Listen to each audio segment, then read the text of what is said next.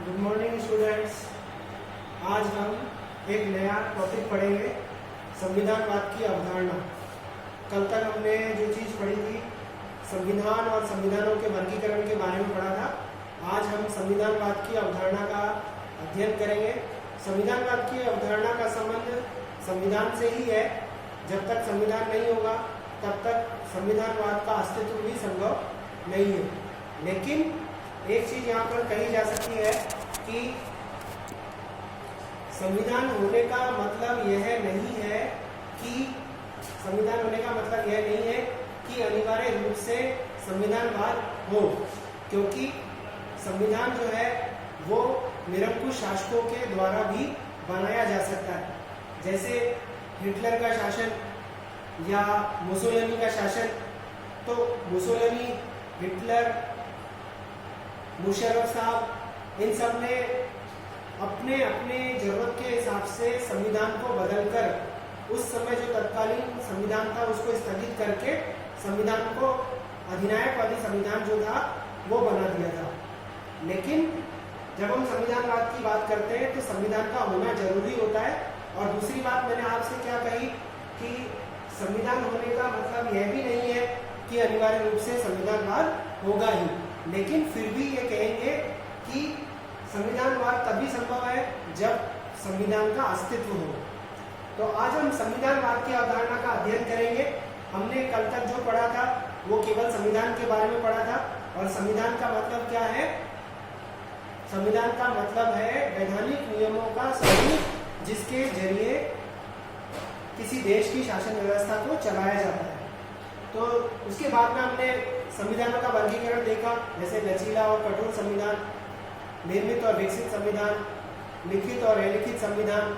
उसके बाद हमने श्रेष्ठ संविधान के बारे में पढ़ा कि जो श्रेष्ठ संविधान होता है वो एक ऐसा संविधान होता है जो लचीला भी हो, जो कठोर भी हो, जिसमें आसानी से परिवर्तन भी संभव हो सके, और कुछ उपबंध ऐसे हो जिनको आसानी से बदला ना जा सके, ताकि संविधान को राजनीतिक दल अपने हाथों का खिलौना ना बना सके।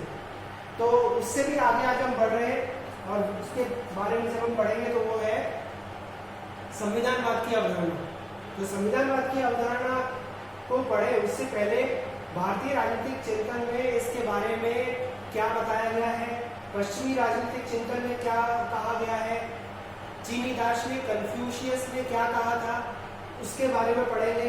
मध्ययुगीन विचारक एक्विनास की क्या धारणा थी इसके संबंध में। उसके बाद में हम संविधानवाद की अवधारणा का अध्ययन करेंगे। आज केवल हम संविधानवाद क्या है उसके बारे में पढ़ेंगे। उसके बाद में संविधानवाद की मान्यताएं क्या हैं और संविधानवाद के समक्ष संकट कब खड़ा होता है, इन सारी बातों को पढ़ेंगे।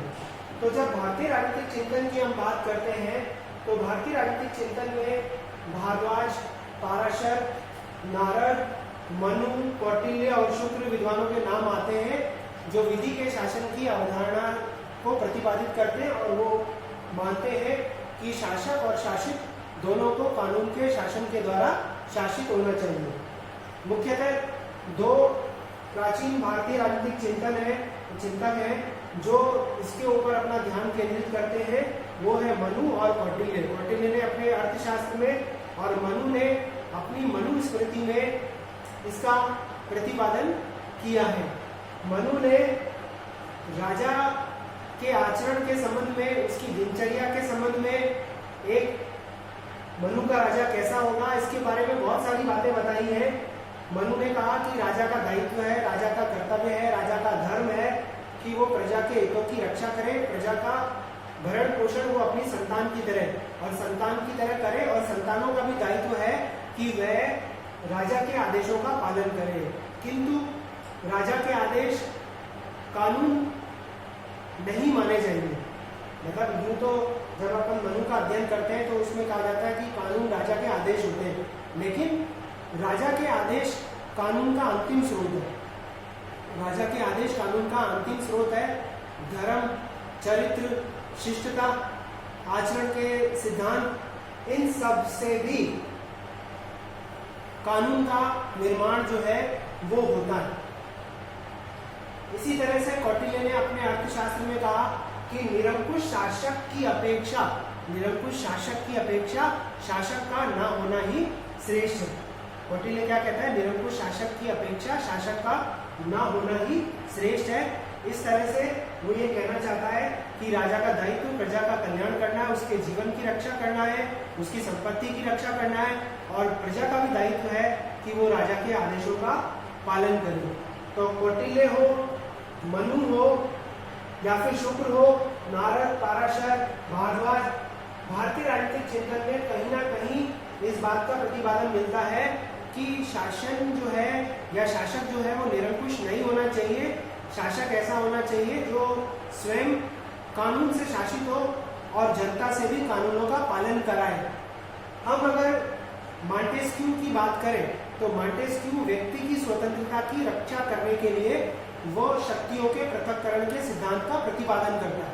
मॉन्टेस्क्यू शक्ति के पृथक्करण सिद्धांत का प्रतिपादन करते हुए कहता है कि यदि एक ही व्यक्ति के हाथ में कानून को बनाने की, उसको लागू करने की और उस आधार पर न्याय करने की शक्ति होगी तो वो क्या करेगा, कानून को बनाने में उससे जो गलतियां हुई होंगी उसके कारण से उसे जो दंड मिलना चाहिए उससे अपने आप को बचा लेगा, क्योंकि न्याय करने वाला व्यक्ति भी वही है। तो जब शक्तियों का केंद्रीकरण होता है तो व्यक्ति की स्वतंत्रता का अंत होता है। तो एक तरह से मनु, शुक्र, मॉन्टेस्क्यू ये क्या कहते हैं, सीमित शक्तियों के सिद्धांत का प्रतिपादन करते हैं। और दोनों तीनों या भारतीय राजनीतिक चिंतक और पश्चिमी राजनीतिक चिंतक जो है वो क्या चाहते हैं, सीमित शासन की अवधारणा का प्रतिपादन करना चाहते हैं जिसमें संविधानवाद की अवधारणा छिपी हुई है। तो अभी तक हमने पढ़ा भारतीय राजनीतिक चिंतन में संविधानवाद की अवधारणा के अंश किस रूप में देखने को मिलते हैं या वहां पर हमको अंश दिखाई देते हैं, जिससे आगे चलकर हम संविधानवाद की अवधारणा की ओर बढ़ते हैं। पश्चिमी राजनीतिक चिंतन की बात करें तो सबसे पहले सुकरात का नाम आता है। सुकरात को विधि का शासन या विधि के शासन की अवधारणा इतनी प्रिय थी कि उन्होंने विधि के शासन की रक्षा के लिए विष का प्याला तक पी लिया था। और वो भी ये चाहते थे कि शासक निरंकुश ना हो, शासक शासन को संविधान के आधार पर चलाने का काम करे, स्वयं संविधान का सम्मान करे, जनता से भी सम्मान करवाए और खुद को नियमों के अनुसार संचालित करे।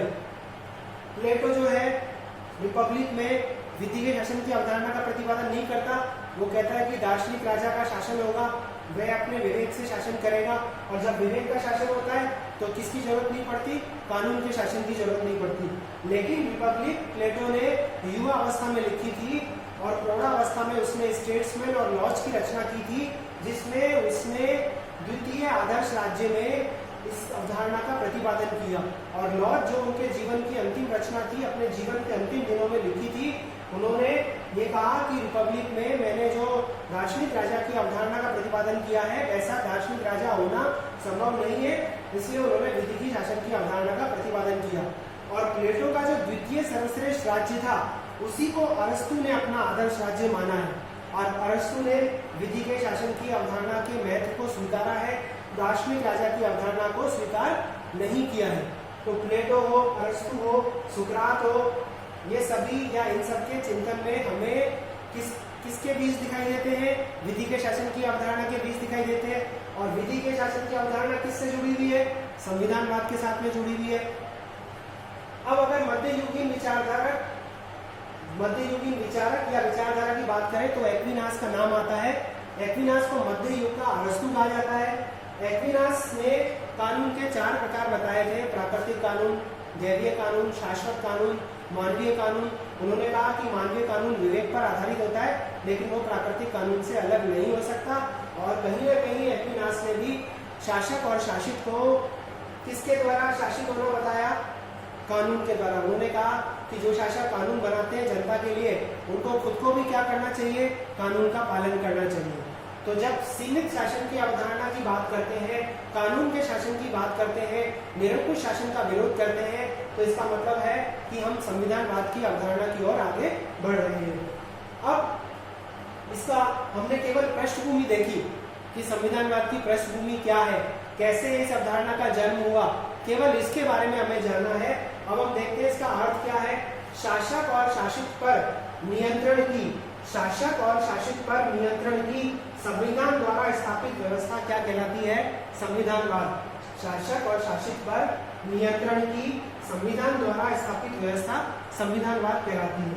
दूसरी परिभाषा दी गई है या दूसरा अर्थ बताया गया है, निरंकुश शासन के स्थान पर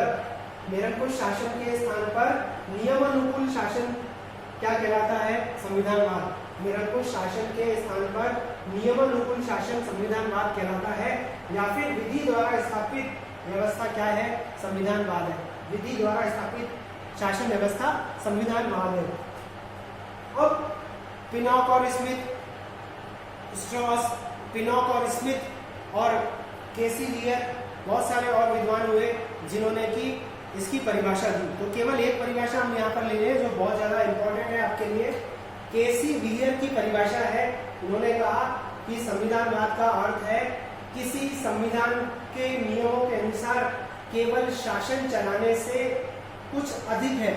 मतलब संविधानवाद का अर्थ है संविधान के नियमों के अनुसार शासन चलाने से कुछ अधिक है संविधानवाद। इसका अर्थ है निरंकुश शासन के स्थान पर नियमानुकूल शासन।